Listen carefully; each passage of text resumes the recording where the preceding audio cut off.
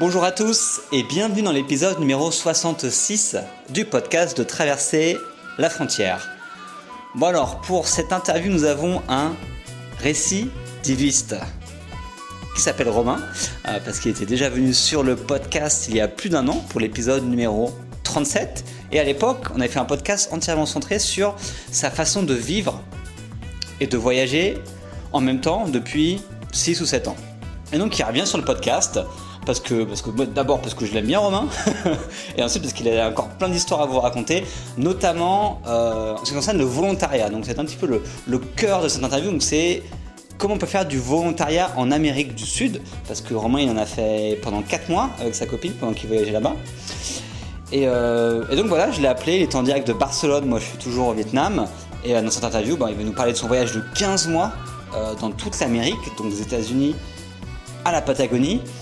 Il va nous parler du coup de toutes ses expériences de volontariat. Donc il a fait 4 volontariats différents en Bolivie, en Chili et en Argentine. Donc il va tout vous dire sur comment il a fait pour en trouver, qu'est-ce qu'il a fait, etc. Et il vous donnera bien sûr des conseils pour que vous puissiez faire pareil si c'est quelque chose qui vous tente. Donc voilà, comme d'hab avec Romain, superbe interview. Donc on y va tout de suite. Allô, Romain ? Allô ? Tu m'entends ? Ouais, très bien. Bon, comment vas-tu ? Ça va et toi ? Ça va, impeccable. Bon alors pour ceux qui ne te connaissent pas, parce qu'il y en a qui n'ont pas écouté le podcast il y a un an, donc je t'ai interviewé il y a un peu plus d'un an, donc le podcast numéro 37, dans lequel tu parlais du fait en fait, que tu voyageais depuis 6 ans, et tu étais au Nicaragua, si je me souviens bien. Exact, ouais. La dernière fois qu'on s'est parlé, j'étais sur l'île d'Ometepe au Nicaragua. D'accord. Ouais, c'est ça. Et du coup, maintenant, où est-ce que tu te trouves ?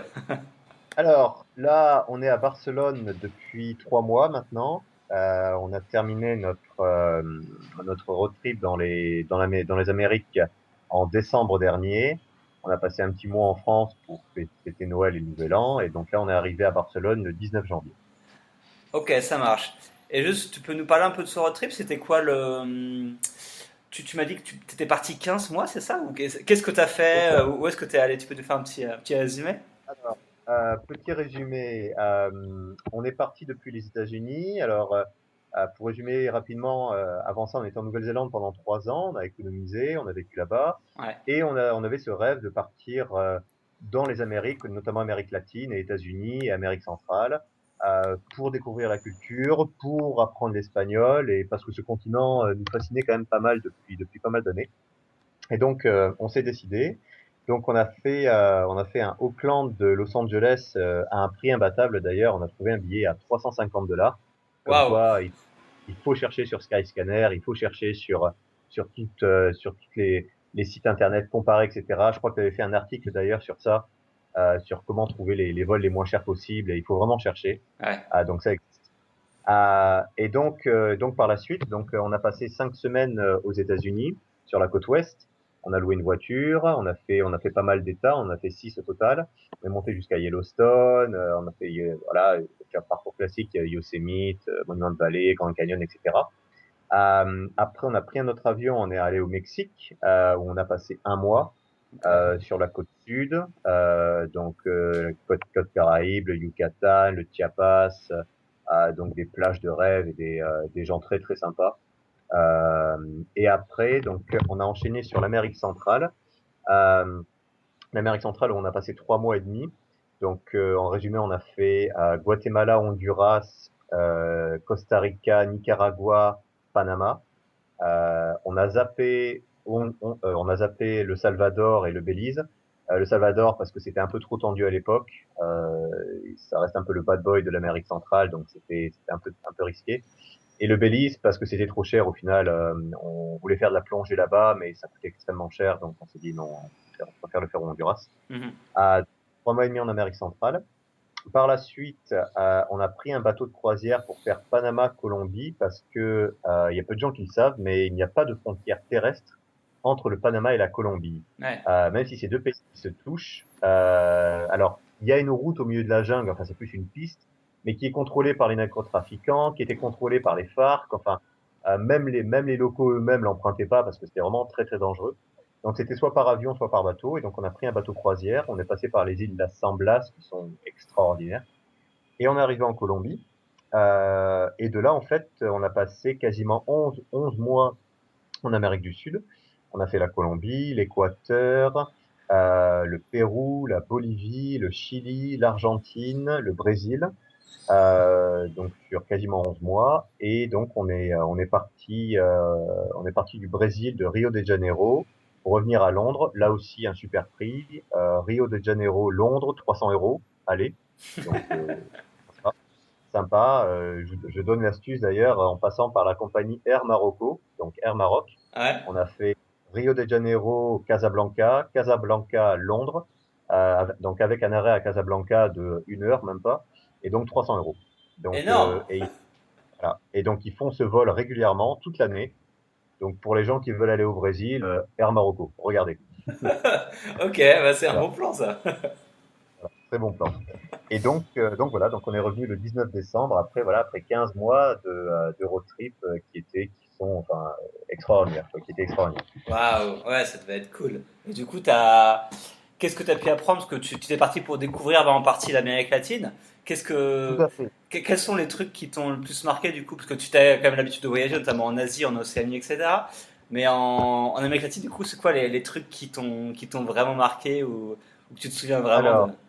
Alors, le point le plus important, nous qui nous a vraiment, alors pas, enfin marqué, oui, et puis d'un côté aidé, c'est le fait de pouvoir parler espagnol partout. Alors, mis Uhum. à part au Brésil où ils parlent portugais, mais ça c'était vraiment un atout précieux parce que qu'on soit au fin fond de la Bolivie ou dans un petit village au Pérou, euh, on pouvait, à chaque fois, on parlait espagnol, à chaque fois, ils nous répondaient espagnol. Donc, rien qu'au niveau échange culturel, c'était magique. Ouais, Parce qu'on pouvait vraiment leur poser des questions sur comment ils vivaient, qu'est-ce qu'ils pensaient de leur pays, de la politique à l'heure actuelle, et on apprenait vachement plus, quoi. Donc ça, ouais, c'était bien.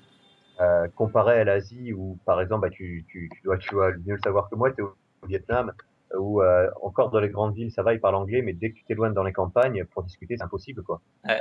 C'est très dur, quoi. Donc ça, c'était le premier point. Le deuxième point, c'est le, l'héritage culturel qu'ils ont, qui est juste dingue. Enfin, et la diversité au niveau des peuples. Mhm. J'entends par là, quand on passait de la Colombie à l'Équateur, on voyait vraiment la différence au niveau des traits des gens. C'était vraiment, là c'est plus Inca, là c'est plus Aztèque. Là, ça se voyait vraiment quoi, les différentes cultures, les différences culturelles. Et puis évidemment tout l'héritage culturel, enfin que ce soit le Machu Picchu, que ce soit en Bolivie ou etc. Les ruines des anciennes civilisations qui sont juste c'est majestueux à voir quoi. Donc Ouais, c'est vraiment ouais, les deux gros principaux points. Ouais. d'accord, ok. Non, c'est vrai que l'espagnol, ça aide beaucoup, hein. C'est vrai qu'en Asie, bah, j'avais hésité d'entre aller au Mexique et aller au Vietnam. Mais c'est vrai que je savais pertinemment qu'en allant au Vietnam, j'aurais beaucoup plus de mal à communiquer avec les locaux. Et au Mexique, je pourrais vraiment parler en espagnol partout. Et c'est vrai que ça, Mhm. c'est un avantage de dingue. Tout à Enfin, et à tous ceux qui veulent partir en Amérique latine, apprenez l'espagnol. Enfin, je veux dire, fait. ça, Exact. votre voyage, ce sera le jour et la nuit. Quand en parlant espagnol, ça changera tout, quoi. Tout à fait. Et honnêtement, l'espagnol, c'est pas une langue compliquée à apprendre. Enfin, je veux dire, quand on est arrivé au Mexique, on est arrivé à Cancun, ma copine, donc, qui est anglaise, n'avait jamais appris l'espagnol de sa vie. Elle avait appris le français et l'allemand. Moi, j'avais appris l'espagnol à l'école. Bon, ma plus haute note, ça devait être 7 sur 20, donc j'étais loin d'être brillant. Mais au final, c'est revenu extrêmement vite. Et même si au début, ça n'a pas été évident, je me revois dans ce taxi à Cancun où le gars nous dit bon alors, vous allez où et tout, mais tout en espagnol. Et moi, j'étais là, hola, comment faut dire ça ou ça. Et j'étais un peu perdu, mais après plusieurs semaines, c'est passé tout seul. Et au Guatemala, notamment, on s'est arrêté 2 semaines dans une ville qui s'appelle Quetzaltenango, ou qui s'appelle Shela pour les locaux, dans le sud du Guatemala. Et on s'est arrêté pour prendre des cours d'espagnol, en fait, parce que d'une, c'était pas cher, et de deux, on pouvait rester dans une famille d'accueil où on parlait espagnol tout le temps. Et ça nous a vachement aidé, quoi. Alors, même si c'était que 2 semaines, c'était pas énorme, mais au final, par la suite, eh ben, on a pu développer, et après, donc maintenant on est à Barcelone, et c'est vrai que 15 mois d'Amérique du Sud, enfin, d'Amérique latine, d'Amérique centrale, etc., on est loin d'être bilingue en espagnol, mais la conversation, on la tient et on peut comprendre les gens, etc. Et on peut avoir une discussion normale. Donc ouais, c'est un gros avantage, quoi. Ouais. Et du coup, là, au niveau de l'accent, parce que vu que tu as vu toute l'Amérique latine et là, tu es en Espagne, quel accent, on va dire, Alors, tu préfères? alors, on avait peur de ça en arrivant à Barcelone et on n'a pas été déçus. Effectivement, l'accent espagnol d'Espagne est vachement plus compliqué que l'Amérique du Sud. Ouais, C'est un truc hallucinant. Enfin, après voilà, chacun voit midi à sa porte, mais pour moi, l'accent le plus clair que j'ai entendu, c'est l'accent mexicain. ok. L'accent mexicain, ils sont clairs quand ils parlent, ils articulent, aucun souci. L'accent le plus dur, ça a été au Chili et en Argentine, parce qu'ils ont un accent, par exemple, pour dire Yo me llamo Romain, donc ça veut dire voilà, je m'appelle Romain. En argentin, ils te le diront par Cho me chamo, Ouais, c'est-à-dire que le yo, ils le transforment en che. ouais. Et du coup, quand ils parlent comme ça, alors en plus avec la vitesse de la langue et l'accent, etc., mais j'étais là, mais vous parlez espagnol, les mecs, quoi. Enfin, c'est vraiment, euh, c'est vraiment très dur, quoi. Donc voilà. Euh, mais à part ça, oui, c'est vrai que, alors là maintenant à Barcelone, on s'est plus ou moins habitué à l'accent. Mhm. Ça va mieux, mais c'est vrai qu'au début, c'était pas évident, ouais. C'était Ouais, pas évident. j'imagine. J'ai eu le même choc aussi, moi aussi, en passant d'Amérique latine à Barcelone, du coup, Voilà. c'était un peu. Donc bon, ça va, ça me rassure. Ouais, ouais, ouais, c'est pour ça que je voulais te demander si toi aussi ça t'était arrivé. Et du coup, il y a un truc qui est intéressant, donc tu as fait ces 15 mois dans les Amériques, et du coup, Mhm. tu as passé, je crois, près de 4 mois à faire du volontariat, c'est ça? Exact. Exact. Alors, on est passé par un site, donc on va reprendre du début. On a fait du volontariat dans 3 pays d'Amérique du Sud, pardon, Ouais, en Bolivie, au Chili et en Argentine. d'accord. Euh, donc on a fait ça sur 4 mois. On a passé donc 3 semaines de volontariat en Bolivie, 5 semaines au Chili et 7 semaines en Argentine. D'accord. Si on commence, on va peut-être essayer, on va détailler chacun des volontariats que tu as fait, d'accord? Et on passera plus Mhm. après sur la partie conseil, etc. Après, d'accord? Du Ouais, coup, tout à du fait. coup, Ok. Bolivie, premier volontariat, donc c'était où et qu'est-ce que tu as fait en Bolivie? Alors, la Bolivie, ça restera. Alors, c'est marrant parce qu'avec le recul, je pense que quand on a une expérience, c'est dur de l'apprécier à fond quand on est sur place. Et après, avec le recul, on se dit, au final, c'est quand même super bien. Ok. Et la Bolivie est par cet exemple. Je m'explique. On était dans un refuge d'animaux en Bolivie, qui reste le meilleur refuge d'animaux que j'ai vu de toute ma vie. C'était extraordinaire comme lieu. Alors, ça se trouvait dans un petit lieu qui s'appelait Samaipata, à côté de Santa Cruz. Santa Mhm. Cruz, c'est dans l'est du pays, c'est une grosse ville. Et Samaipata, c'est un petit village qui se trouve à 2 heures de Santa Cruz. Donc, on a trouvé l'offre sur Workaway. Alors, l'offre, c'était une vieille dame de 70 ans qui était suisse, donc qui parlait français, euh, qui était expatrié en Bolivie depuis au moins 30 ans et qui avait des chiens et des chats et des perroquets et des singes. Et donc, il fallait s'occuper des animaux, il fallait s'occuper surtout de sa maison parce que, bon, à cet âge-là, elle avait du mal à nettoyer et tout. Ouais. Donc, le plan à la base, c'était ça. Quand on est arrivé, après moult taxis et différents bus, etc., on est arrivé dans un coin superbe, Samaipata, c'est vraiment, je conseille à beaucoup de gens, si vous allez en Bolivie, allez-y, parce que c'est vraiment extraordinaire comme lieu. C'est une petite vallée, loin de la pollution de Bolivie, notamment de La Paz, qui est quand même assez polluée. Et là, c'est vraiment très, très beau.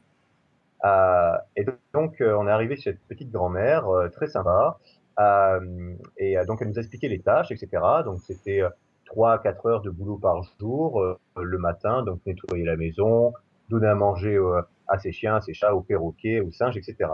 Et en fait, ce qu'on ne savait pas, c'est que à 100 mètres de sa maison, sa fille vivait aussi là-bas, vivait à côté. Sa fille était donc suisse aussi. Elle touchait une pension d'invalidité de la Suisse, car elle avait une sorte de sclérose en plaques, donc elle se déplaçait avec des béquilles. Et ce qui était bien, moi, ce que j'ai trouvé, c'est que enfin voilà, elle aurait pu très bien toucher son argent depuis la Suisse et puis vivre comme une reine en Bolivie. Ouais. Elle avait ouvert un refuge d'animaux pour animaux trafiqués en contrebande, blessés, parce que malheureusement la Bolivie, c'est le pays le plus pauvre d'Amérique du Sud et c'est là où le nombre d'animaux trafiqués explose. Enfin, j'ai pas les chiffres, mais c'est juste, ouais, c'est monstrueux, quoi. D'accord. Donc, son refuge comptait à peu près, 300 animaux, facile. Waouh. Et la particularité, c'était que les trois quarts de ces animaux étaient en totale liberté. Et ça, Ok. c'était juste génial. Donc, elle avait 150 singes. Elle avait des singes de différents types. Elle avait des capucins. Elle avait des Saimara, c'est des petits singes jaunes qui émettent un cri assez strident. Et elle avait des singes araignées. Singe araignée, c'est quand même un singe qui est assez gros. Quand il se met sur ses deux pattes, il fait bien 1m30 de haut, 1m40. Donc c'est quand même pas mal. Elle avait des toucans. Qu'elle avait récupéré, pareil. Elle avait eu des serpents qu'elle n'avait plus. Donc les serpents étaient en cage, hein, forcément. Ouais. Elle avait des haras. Elle avait des perroquets haras qui étaient magnifiques. Elle en avait 7, pareil, qui avaient été trouvés dans une valise. Alors les pauvres étaient encore vivants, c'était déjà pas mal. Donc elle avait plein d'animaux comme ça, et donc l'après-midi on pouvait aller la voir, lui filer un coup de main, etc. s'il y avait besoin. Et donc elle avait des volontaires aussi qui travaillaient pour elle, donc qui étaient logés là-bas. Mais c'était bien parce qu'on pouvait faire les deux. D'accord. Donc là-bas, on a eu des expériences extraordinaires. Enfin, je me rappelle, un matin, on a eu un singe araignée qui s'appelait Victorina, qui est arrivée au refuge. La pauvre, elle venait de passer 6 ans en appartement. Et déjà, Oh. rien que j'ai entendu ça, j'ai fait, c'est pas possible, quoi. Ouais. Et donc, le fait est qu'elle était très habituée au contact humain, forcément, mais qu'elle était terrifiée des autres animaux. Donc, on l'a appelée, tout machin, et moi je l'ai vue. Elle est descendue de son arbre, elle nous a regardé, tout, et puis instinctivement, elle m'a sauté dessus, mais enfin gentiment, quoi. Enfin, le mot précis serait plus escalader. Elle m'a escaladé dessus, elle s'est mise dans mes bras, et moi c'était la première fois que j'avais un singe comme ça dans les bras. Enfin, c'était extraordinaire comme truc. Ouais. Et donc elle est un peu devenue la mascotte. Alors après, elle s'est familiarisée avec les autres animaux, elle est entrée dans la tribu, on va dire. Mais ça, c'était génial. Il y avait aussi deux singes hurleurs qui avaient été aussi récupérés in extremis et un petit singe capucin qu'on avait trouvé dans la forêt. On n'avait pas retrouvé la mère, donc on savait pas si la mère avait été tuée, avait été par un animal ou par peut-être des braconniers. Bref, on avait récupéré le petit de d'avoir 2, 3 mois. Et il se baladait sur les épaules de chaque volontaire. Alors il demandait des bouts de banane, etc. Alors fallait faire gaffe parce que les singes c'est quand même assez chapardeurs. Donc dès qu'il voyait un bout de nourriture, il le prenait. Donc c'était assez marrant. Mais c'était une expérience extraordinaire. C'était vraiment très très bien. Très très bien. D'accord. Et donc, tu as fait ça pendant 3 semaines, c'est ça? On a fait ça pendant 3 semaines. Ok. Alors, quand je dis que voilà, sur le moment, on n'apprécie pas vraiment, pourquoi? Parce que c'était la Bolivie, que les conditions étaient certes un peu spartiates, dans le sens où bon, ben, l'eau chaude, il n'y en avait pas forcément. Le fait d'être avec autant d'animaux, ben, forcément, moi, la première nuit, j'ai été malade. Et en fait, j'ai compris pourquoi, parce que ben, je m'étais pas lavé les mains. Et donc, quand tu touches des singes, des chiens, etc., bah oui, forcément, voilà. Donc après j'ai compris, je me lavais les mains 5 à 6 fois par jour et après aucun problème. Mais voilà, donc c'était des conditions un peu spartiates, mais à côté de ça, ça va. Enfin, je veux dire, c'était pas non plus des conditions moyenâgeuses, mais c'était la Bolivie, donc il fallait s'adapter à ça. Donc c'était un challenge aussi, mais maintenant quand j'y pense avec le recul, ouais, c'était une superbe expérience. D'accord. Et du coup, tu dormais, tu avais le logement, la nourriture ou comment? Bonne question. Euh, euh, euh, quand, quand on passe par Workaway, alors nous on a eu 4 expériences, donc à chaque fois on avait le logement gratuit, ça il n'y a pas de souci. La nourriture, alors en Bolivie c'était très bien parce qu'on avait petit déjeuner, déjeuner et dîner, tout D'accord. était inclus. Et ça c'était vraiment cool. Alors ce qui était bien, c'est que la grand-mère faisait les courses. Alors ce qu'on faisait c'est que on les faisait pour elle, elle nous disait ce qu'elle avait besoin, ta ta ta. On allait aux marchés locaux, c'était local, pardon, c'était très sympa. On revenait et elle nous disait, bah, écoutez, qu'est-ce que vous voulez manger ce soir? Eh ben, on voudrait ça. Eh ben, ouais, si vous voulez le faire et tout, donc on pouvait cuisiner. C'était vachement sympa, quoi. Donc, bon, alors vu qu'elle était suisse, l'avantage c'est que elle avait de la famille suisse tout autour et un soir on s'est fait une raclette avec du fromage suisse au milieu de la Bolivie. Ah, c'est vrai? Ouais, on était au moins une vingtaine et elle avait ramené, alors je sais pas comment elle s'était démerdée, mais elle avait ramené, enfin ou plutôt des amis à elle et de la famille à elle, avait ramené des tonnes de fromage suisse, mais des tomes, enfin c'était des trucs de 10 kilos, quoi, c'était énorme. Et donc, on avait fait fondre tout ça avec du jambon et tout, c'est génial. C'est vraiment bien, quoi.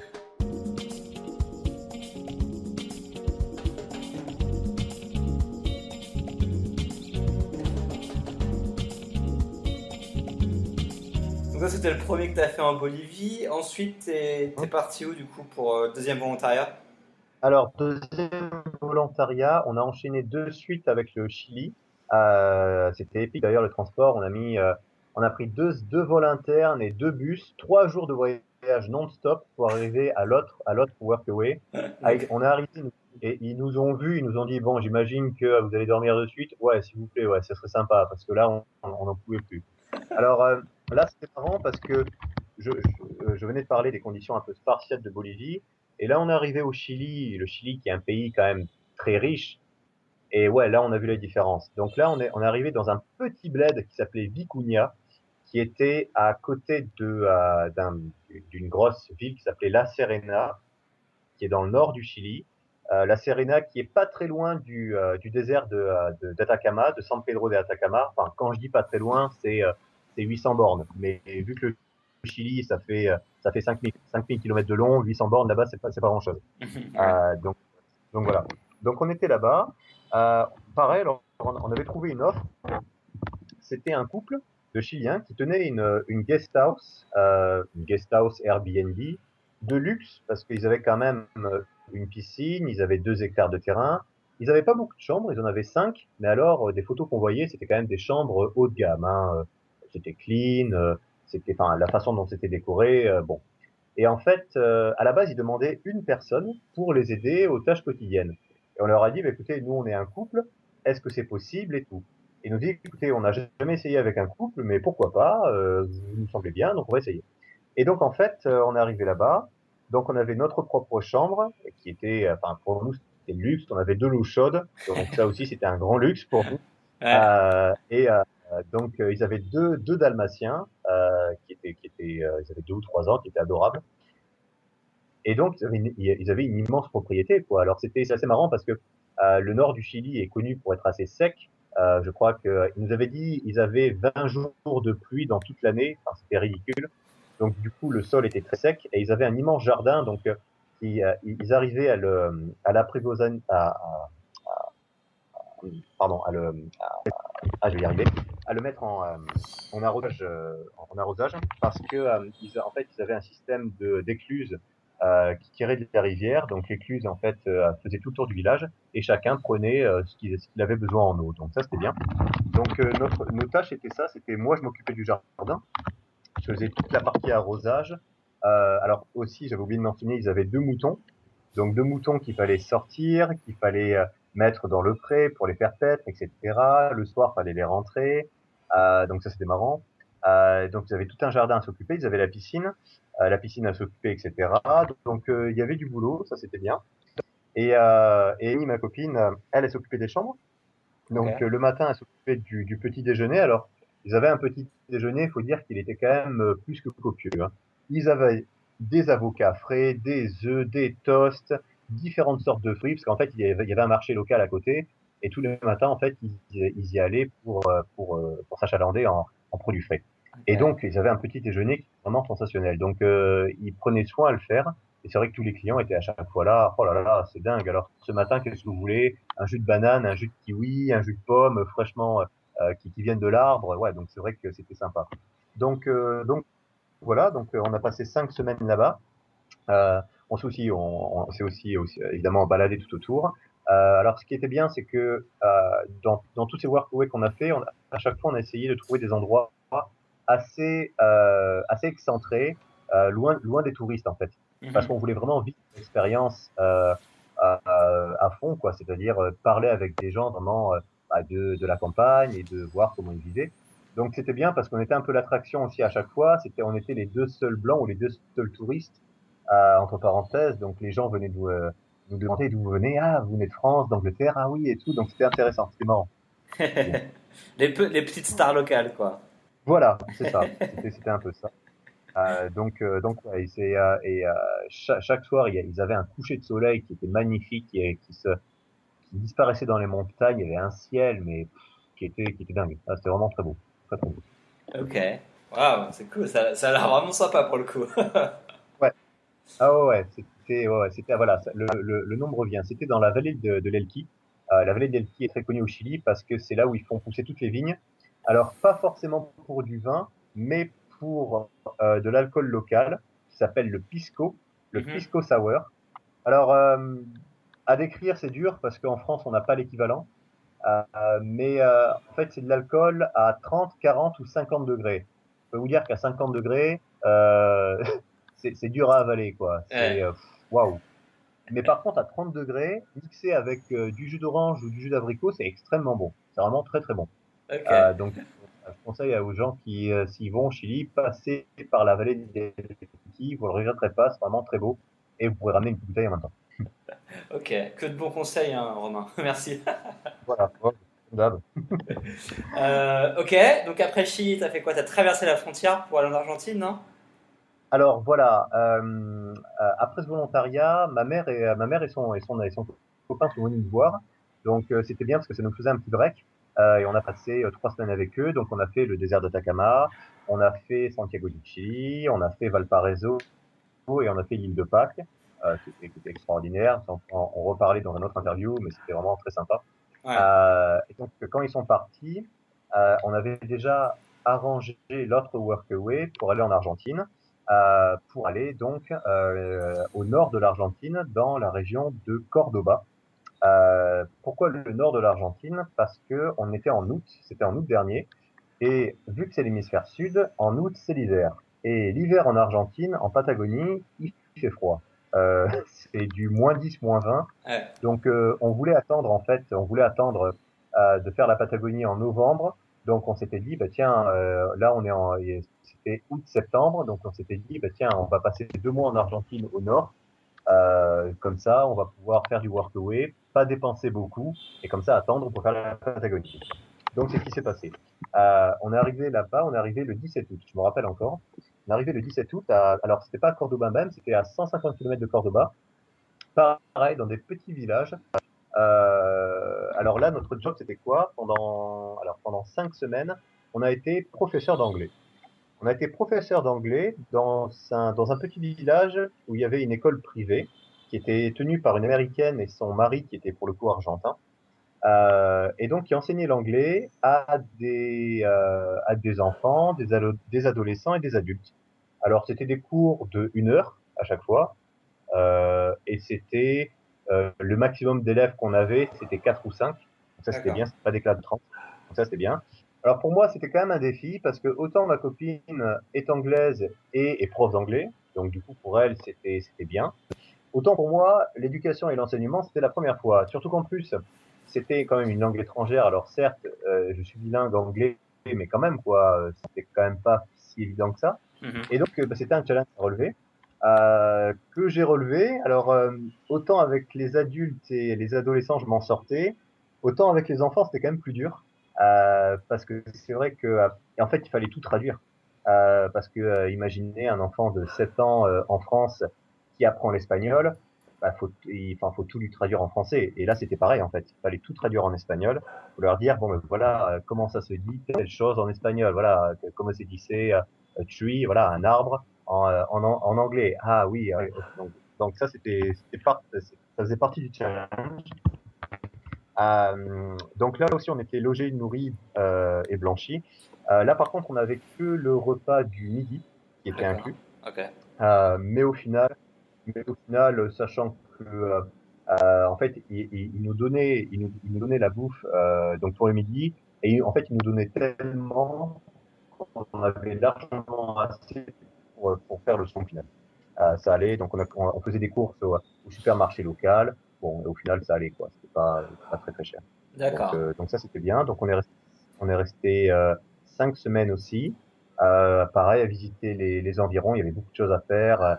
On a fait du stop. Alors c'était la première fois qu'on faisait du stop. On avait tellement entendu parler du stop en Amérique du Sud qu'on s'était dit, tiens, il va falloir essayer. Et effectivement, le stop en Argentine, ça marche. À un moment, on est allé voir un canyon qui s'appelait le canyon des vautours. Alors en espagnol, je sais plus le terme. Del Condorito, je crois que c'était ça. On y allait en bus. Donc on a fait le canyon. Et en revenant, le bus passait dans 1 heure. Donc on s'est dit, bon bah attends, on va essayer de faire du stop. Et effectivement, au bout de 20 minutes, il y a une voiture qui s'est arrêtée, des jeunes, ah, vous allez où? Bah tiens, on revient là-bas, bah nous aussi et tout. Et en fait, des gens vachement sympas. Et en fait, on a réessayé le stop 4 fois en Argentine, et à chaque fois, ça a marché super bien. Donc là aussi, le stop en Argentine, pour ceux qui y vont, ça marche très bien. Ok. Euh, donc voilà, donc 5 semaines dans cet endroit, c'était très sympa. C'était aussi voilà une différente expérience, surtout pour moi au niveau de l'enseignement. Donc, c'était intéressant. C'était bien. Et ça s'est bien passé du coup, parce que tu as des appréhensions, mais au final. Oui, voilà. Oui, tout à fait. Voilà, j'avais beaucoup d'appréhension parce que je m'étais dit bon, enseigner la grammaire par exemple anglaise, je ne saurais même pas l'expliquer en français, donc en anglais c'est quand même pas évident. Ouais. Mais au final c'était bien parce que le gros avantage c'est que dans la salle il y avait une télé qui était reliée à Internet. Et ça, mine de rien, c'était vachement intéressant parce que je pouvais leur montrer des documentaires, des petits films de 5 minutes. Donc là, voilà, donc on pouvait débattre de ça et ça, c'était vachement intéressant, quoi. Donc ça, c'était bien. C'était bien. D'accord. Ok. Et du coup, tu en as fait un quatrième en Argentine, c'est ça ou Voilà, en fait, c'était pas prévu à la base, mais il y a une famille française qui nous avait contacté quand on était en Équateur et qui nous avait dit, ben voilà, on a vu votre profil et tout, et on cherche des gens maintenant. Donc, on a une maison qu'on a transformée en guest house, donc pas très loin de Cordoba, pareil, enfin pas très loin, 150 kilomètres, et on cherche des gens. Alors, on leur avait dit en avril, ben écoutez, non, là, on est en Équateur, ça va pas être possible. Par contre, on sera en août en Argentine, donc on peut vous contacter, etc. Pas de souci. On les a recontactés, ils nous ont dit, ah ben tiens, justement, vous êtes pas très loin, vous êtes à 5 kilomètres de notre maison. Ah bah écoutez, oui, pourquoi pas. Comme ça, ça nous fait notre expérience. Donc on y est allé et là en fait, on a un peu regretté de pas y être allé avant parce que c'était juste le paradis. C'était extraordinaire. C'était donc une famille française qui habitait là depuis 10 ans. Ils avaient repris une ancienne gare postale qu'ils avaient entièrement transformée en guest house. Donc une gare postale, donc c'est un bâtiment qui est très long. Il faisait, je sais pas, le bâtiment faisait bien 80 mètres de longueur. Et dans chaque, en fait, ils avaient mis des chambres. Ils avaient mis 5 chambres. Nous, on avait une chambre pour nous tout seuls, mais la chambre, elle était mais immense. Elle devait faire, oh, je sais pas, elle devait faire 70 mètres carrés facile. C'était Ok. On avait notre propre salle de bain, donc eau chaude, etc. On avait Internet, on avait notre propre terrasse. On est arrivé la nuit là-bas, enfin, il était 8 heures du soir, donc on n'a pas pu trop regarder. Le lendemain matin, on se lève, on voit des perroquets multicolores qui se posent dans la pelouse. Ils avaient une piscine aussi superbe. Ils avaient 2 hectares de terrain et 40 arbres fruitiers, des pommiers, des manguiers, des poiriers. C'était juste dingue. Donc là aussi, les tâches étaient diverses et multiples. Moi, j'étais le mari, j'aidais le mari Christophe, donc qui était donc dehors. Donc en 2 semaines, j'ai pas fait une seule fois la même chose. Alors entre tondre, entre débroussailler, entre entretenir le jardin, entre enlever du bois, etc. Enfin, c'était génial parce que d'une, j'ai découvert vachement de trucs, et de deux, c'était voilà, je m'ennuyais pas, quoi. Donc là aussi, on bossait 3-4 heures par jour. C'était vraiment génial. Et Amy, donc, elle aidait à faire les chambres, elle aidait à maintenir, etc. Mais c'était vachement sympa parce que à la base, il nous avait dit bon, vous êtes logés, mais par contre, on vous file pas de nourriture. Donc j'étais là, bon, alors on a un peu hésité en premier, mais au final, ils nous ont invités quasiment chaque soir à manger avec eux. Et c'était génial. Alors, nous, ce qu'on faisait, c'est qu'il y avait une petite supérette à côté. On allait acheter des bières, on allait acheter de la viande, et au final, bah, on faisait des barbecues ensemble, on mangeait ensemble. Moi, je me rappelle la dernière après-midi qu'on a passé ensemble, ils avaient invité des amis donc qui étaient français, qui étaient espagnols. On a fait une grande bouffe française avec chez eux. On devait être 12, 13 facile. Ils avaient même invité des clients. Et donc, on s'était fait une grande bouffe française avec du vin français et tout. Enfin, c'était extraordinaire. Et j'avoue que quand on est parti, on a eu la larme à l'œil parce que on était triste de partir, quoi. On était Ouais. très triste de partir. Donc, on s'est échangé les Facebook et tout machin, et on s'est dit avec Amy, mais on va y revenir, c'est sûr, c'est Ouais. sûr. Et ils nous ont contacté cette année en nous disant bon ben, là en avril, non, pas en avril, en mai ou juin, on part 3 semaines en vacances. Si vous voulez, on vous laisse la maison, on vous connaît, il n'y a pas de souci, on peut vous faire confiance, quoi. On était là, oh là là, ne nous dites pas ça, parce que là, on a envie de repartir, quoi. Donc, ah ouais, là, c'était horrible. Donc, on leur a dit, écoutez, pas cette année, parce qu'il faut refaire du fric, mais l'an prochain, on garantit, on revient. Et on s'est dit, mais c'est clair et net. Donc, on aimerait bien revenir un mois et demi, parce qu'ils sont pas très loin de la région, enfin, pas très loin. Ils sont dans le nord de l'Argentine, c'est-à-dire que dans le nord de l'Argentine, il y a la région de Salta à voir. La région de Salta, c'est très connu parce que c'est là où il y a la montagne, les montagnes colorées, qui sont apparemment très belles. Et on n'a pas eu le temps de le faire en fait. Donc on s'était dit, ben, très bien, ça nous donnera l'occasion de revenir et de prendre un vol intérieur et d'aller à Salta et de le faire correctement. Mhm. Donc voilà. Donc déjà le rendez-vous est pris, c'est sûr. Je sais très bien qu'ils vont écouter cette interview. Donc enfin voilà, je leur dis encore franchement merci du fond du cœur parce que c'était vraiment une expérience extraordinaire.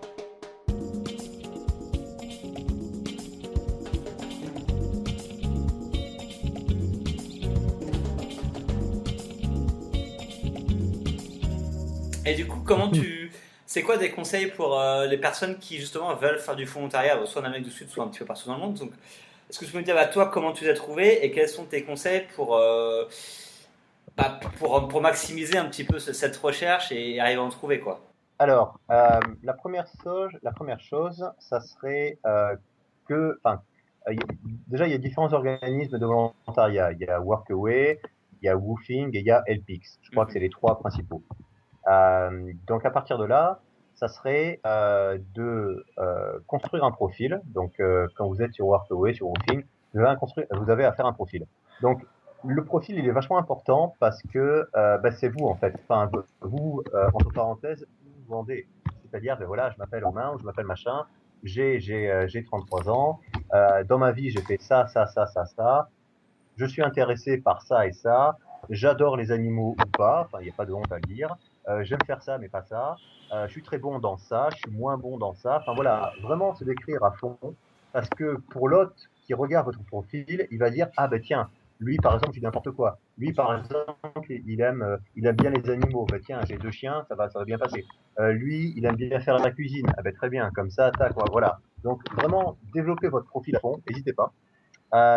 Après, sur chaque profil, enfin sur chaque hôte que vous contactez, n'ayez pas peur de demander un maximum de détails, parce que autrement vous pouvez vous retrouver dans des situations. Nous, on a eu le cas, enfin, on a eu des échos d'un couple. En fait, ils avaient oublié de demander si les repas étaient inclus. Et en fait, les repas n'étaient pas inclus. Et du coup, ils étaient un peu tombés, ah ben machin, ils avaient pas beaucoup de fric, donc bah, ils avaient dû un peu s'organiser un peu à la va-vite. Et on leur avait dit, bah oui, ouais, enfin, avant de venir, vous auriez dû demander si les repas étaient inclus. Ça, c'est vachement important de bien cadrer. Par exemple, moi je vois, on est en couple, donc à chaque fois, on a demandé, est-ce qu'on a une chambre privée? Est-ce que c'est Mhm. pas un dortoir partagé avec d'autres personnes, etc. Ce genre de choses. Donc voilà. Donc c'est sur ça, il faut bien faire gaffe. Et enfin, dernier point, ça serait de contacter les hôtes longtemps à l'avance. Alors quand je dis longtemps, c'est pas 6 mois à l'avance, mais c'est un bon mois, voire un mois et demi à l'avance. Parce que il y a certains volontariats qui sont très prisés. Et je prends notamment le cas de la Bolivie, du refuge d'animaux. La fille de la dame nous disait que son carnet était plein jusqu'en avril 2017. C'était hallucinant comme truc. Waouh. Elle avait du monde tout le temps, tout le temps. Donc, à la suite de ça, j'avais écrit un article avec l'aide d'une amie. Et il y a beaucoup de gens qui me disaient, ah ouais, mais cette dame, on peut la contacter comment et tout. Alors, je leur ai donné l'adresse, mais je leur ai dit, faites gaffe, parce qu'elle est déjà pleine jusqu'en avril 2017. Donc, voilà. Donc, c'est pour ça qu'il y a des volontariats. Il faut s'y prendre beaucoup, voilà, beaucoup de temps à l'avance, parce qu'ils sont très prisés et que du coup, bah oui, voilà. Donc voilà, c'est vraiment les trois principaux points ou conseils que je donnerais. Mm. D'accord. Ok, et du coup, tu es devenu un homme à tout faire là, parce qu'avec tout ce que tu as fait durant ces volontariats, t'es- Ah, là, ouais, là, je peux dire que, parce que honnêtement, je suis pas vraiment habile de mes 10 doigts, mais là, honnêtement, ouais, je prends, enfin, je sais pas, en challenge fou que j'ai fait au Chili, le gars nous a dit, eh bien, écoutez, moi, j'aimerais bien construire une sorte de cheminée extérieure. Je dis, c'est-à-dire, ben, en fait, un espèce de feu de camp où les gens gens se posent le soir et discutent et tout. Alors dit comme ça a l'air très simple. En fait, ce qu'il voulait, c'était déjà tout en pierre. Donc, il avait l'avantage, c'est que sur son terrain, il avait des grosses pierres. Mais quand j'entends des grosses pierres, c'était des pierres de 200, 300 kilos. Donc, fallait déjà les bouger. Fallait les ordonner pour que que les pierres plates soient au niveau des bancs pour que les gens puissent s'asseoir, que dessous il fallait mettre des petites pierres pour que le tout soit stable. Enfin, en fait, c'était construire un mur. Et construire un mur, au final, c'est pas si évident que ça, quoi. Donc, il m'a aidé. Il y a eu une autre personne qui est venue nous aider. Enfin, ça a duré quand même une semaine toute l'histoire. Et mine de rien, je suis fier maintenant de dire, bah voilà, si c'était à refaire, je sais exactement comment faire. Ouais. Et ça, c'est pas mal. Donc voilà, il y a eu deux, trois expériences comme ça où je me suis dit, bah tiens, voilà, ça, un jour, ça servira parce que je savais pas comment faire et maintenant je sais. Donc ça, c'est bien. Ouais. Et du coup, qu'est-ce que ça t'a apporté? Parce que je sais que c'était pas forcément ton style de voyage jusqu'à présent. Et donc, tu as essayé ça, ce volontariat. Du coup, qu'est-ce que ça t'a apporté de faire toutes ces missions là-bas en Amérique du Sud? Alors, comme tu le dis au début, c'est vrai que c'était pas du tout mon style de voyage. On n'avait jamais essayé de volontariat avant. J'ai quand même 33 ans et bon, j'ai pas envie de dire que le volontariat c'est plus quand t'es jeune, etc. Mais c'est vrai que passé un certain âge, tu te dis bon, moi je me rappelle quand j'ai dit à mes parents, bah tiens, on va faire du volontariat par Skype, ils étaient là, ah ouais, t'es sûr et tout, machin, ils étaient pas très chauds quoi. Ouais. Et au final, non, ça apprend vachement parce que ça apprend par le contact humain, parce que déjà d'une, comme j'ai dit avant, nous on essayait de trouver des endroits assez perdus pour justement avoir un vrai contact avec les gens. Et sur ça, c'était extraordinaire. Enfin, c'est comme si en France, vous vous installiez au fin fond de la Creuse ou de la Drôme ou du Jura pour avoir une expérience vraiment avec les gens. Et ça c'était un très gros point. Ça, c'était vraiment un bon point. Deuxièmement, ça m'a appris à me débrouiller et à me servir de mes mains. Et ça, mine de rien, c'est toujours intéressant de savoir se servir de ses mains, etc. Et troisième point, je dirais l'apprentissage de la langue aussi, parce que quand je parlais de parler espagnol tout le temps, bah là, au Chili, par exemple, le couple qu'on avait, elle ne parlait pas un mot d'anglais. Lui parlait anglais, mais il était d'origine allemande. Donc on essayait à chaque fois de parler espagnol et tout, machin, c'était bien.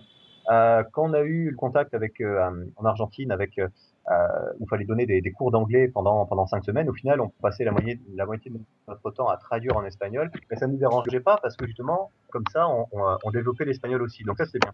Donc voilà, c'est les trois principaux points auxquels je dirais, quoi. Ok, ok, ça roule. Bon, bah, ça va l'air d'être bien sympa en tout cas. Donc là, tu nous disais, donc, Mmh. au début de l'interview, tu disais que tu étais à Barcelone. Donc en gros, là, après 15 mois de road trip, tu es plutôt en mode posé à faire de l'argent, c'est ça ou... Alors, voilà, parce qu'après 15 mois de road trip, eh bien, il faut bien dire ce qui est, les finances étaient quand même assez basses. Ouais, Donc, c'était un plan qu'on avait déjà prévu en Amérique du Sud. 6 mois avant de rentrer, on s'était dit, bon, qu'est-ce qu'on fait maintenant? On va rentrer parce qu'à la base, c'était ça. On voulait rentrer déjà en Europe parce que ça faisait longtemps qu'on était parti. On voulait se rapprocher un peu de la famille. Et bon. Et donc, on s'est dit, bon, déjà, on va où? Parce qu'en Europe, c'est large. Et on s'est dit, bon, on aimerait bien continuer à parler espagnol. Donc déjà, ça a bien réduit les possibilités, hein, parce qu'à part l'Espagne, bon, il y a pas grand pays. Ah, moi, c'est vrai que la première fois qu'on a évoqué l'Espagne, j'étais là, oula, l'Espagne, 40% de chômage, enfin la crise, quand même quoi. Et en fait, on a rencontré des gens qui ont vécu à Barcelone ou qui y vivaient et qui nous ont dit, vous inquiétez pas, Barcelone, c'est le hub économique de l'Espagne, c'est là où tout le boulot est. Il y a une grosse activité économique, vous inquiétez pas, vous trouverez du boulot. ouais. Bon, bah écoute, pourquoi pas, ok, d'accord, allons-y. Et c'est vrai que je t'avais contacté, toi, je m'en rappelle, et parce que je savais que tu avais vécu à Barcelone, on avait un peu parlé, et tu m'avais dit, ouais, ouais, t'inquiète pas, et tout, je pense que tu pourras trouver, etc. Donc c'est Mhm. vrai que on y est parti, et c'est vrai que au final, on a trouvé quand même très facilement. On avait commencé à envoyer des CV au Brésil 2 semaines avant de rentrer. Et moi, j'avais déjà des entretiens. J'avais eu un entretien pour Airbnb justement, qui était à Barcelone. J'avais été pris. Au final, j'ai été pris et tout machin, mais j'ai refusé l'offre. J'ai été pris ailleurs. Donc voilà, j'ai eu le luxe. J'ai passé 3 entretiens à Barcelone en l'espace de 3 jours et j'ai été pris aux trois. Donc j'ai eu le luxe quand même de pouvoir choisir ce que je voulais faire. Ouais. Et, et ma copine pareil, Amy, donc qui est prof d'anglais, Barcelone, ça regorge d'école d'anglais, donc elle a eu largement le choix pour trouver quelque chose très rapidement. Donc voilà, donc ça fait 3 mois qu'on est à Barcelone maintenant, on bosse tous les deux, ça se passe bien, 320 jours de soleil sur l'année, il y a la plage à côté, et bon, ça va, il y a pire quoi. Ouais. Ok. Il y a Et pire. du coup, tu restes à Barcelone jusqu'à quand? Et après, tu repars pas? Qu'est-ce que tu vas faire? Alors, c'est une bonne question. Pour l'instant, moi, si je m'écouterais, honnêtement, je prendrais mon sac demain et je repartirais. Ça, c'est sûr. Après, c'est pour ça que je suis content d'avoir trouvé Amy parce que elle me calme quand même dans mes idées un peu folles des fois et sur ça, elle a raison. De toute façon, je veux dire, là, les finances sont trop basses pour qu'on puisse repartir comme ça. Donc, et puis d'un côté, il faut rebosser, mine de rien. Donc là, je pense qu'on va se poser ici pendant 2 ans et demi, le temps de refaire de l'argent et mine de rien de visiter, parce que l'Espagne, il y a quand même beaucoup de choses à voir. On a commencé à voir la Costa Brava. Avant-hier, on était à Tarragone, on a fait un trek de 15 kilomètres. Il y a l'Andalousie qu'on veut absolument voir, Séville et Grenade qui ont l'air extraordinaires. Donc voilà, en Espagne, il y a quand même de très belles choses à voir. Il y a le Portugal aussi à côté que je veux vraiment voir, Lisbonne qui a l'air extraordinaire, la région de l'Algarve, si je me souviens bien, qui s'appelle comme ça, qui a l'air très belle aussi. Donc voilà, en Europe, il y a beaucoup de choses. En juin, on est invité à un mariage au lac de Côme en Italie. Bon, ça va être quand même sympa. Donc il y a beaucoup de choses. Donc moi, pour l'instant, mon idée, ça serait de rester 2 ans et demi ici. Après, de rebouger, je sais pas où encore, mais avant ça, ça serait de partir en Afrique. L'Afrique, moi, ça me tente de plus en plus. J'ai eu la chance d'y aller quand j'étais petit. J'ai fait le Kenya. Avec Amy, on a fait l'Égypte et j'avais fait la Tunisie avant. Mais j'ai vraiment envie de faire Kenya, Tanzanie, Namibie, Afrique du Sud, Botswana et, et la partie est aussi qui est méconnue mais qui est très safe. Pardon, le côté ouest, désolé, qui est Bénin, Burkina Faso et l'autre qui m'échappe. Guinée, Bénin, Sénégal, Burkina et Togo, pardon, Togo. Togo.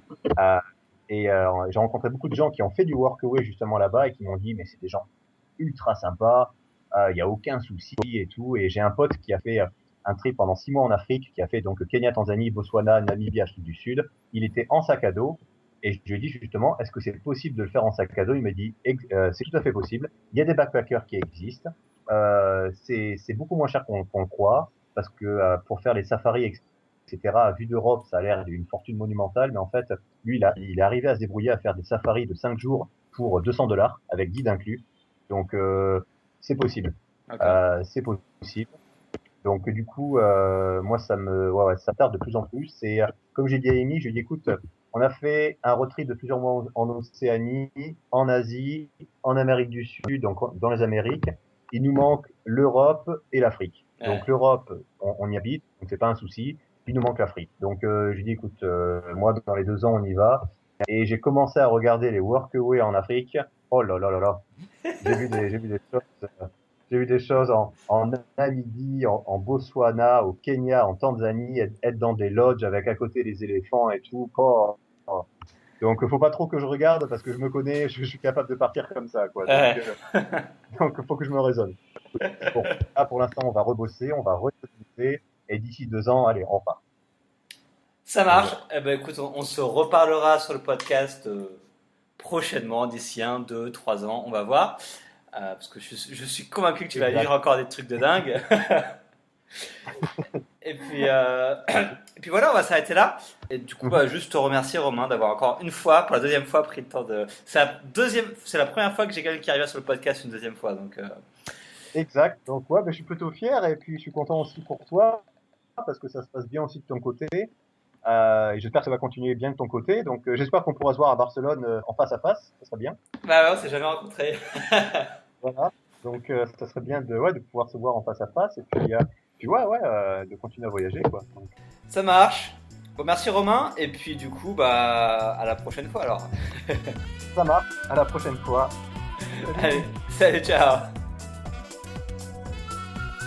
Et voilà, l'interview avec Romain est maintenant terminée. J'espère que ça vous a plu et peut-être que ça va vous donner quelques idées à faire du volontariat, que ce soit en Amérique du Sud ou bien dans notre pays. Merci beaucoup à Romain d'avoir encore une fois participé au podcast.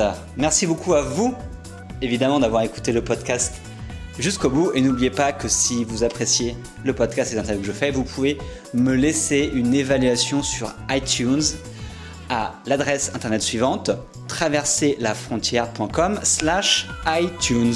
Vous me laissez 5 étoiles, un petit avis si vous voulez, et ça m'aidera à faire connaître le podcast à beaucoup plus de gens. Donc voilà, merci beaucoup à vous si vous prenez 2 minutes pour le faire.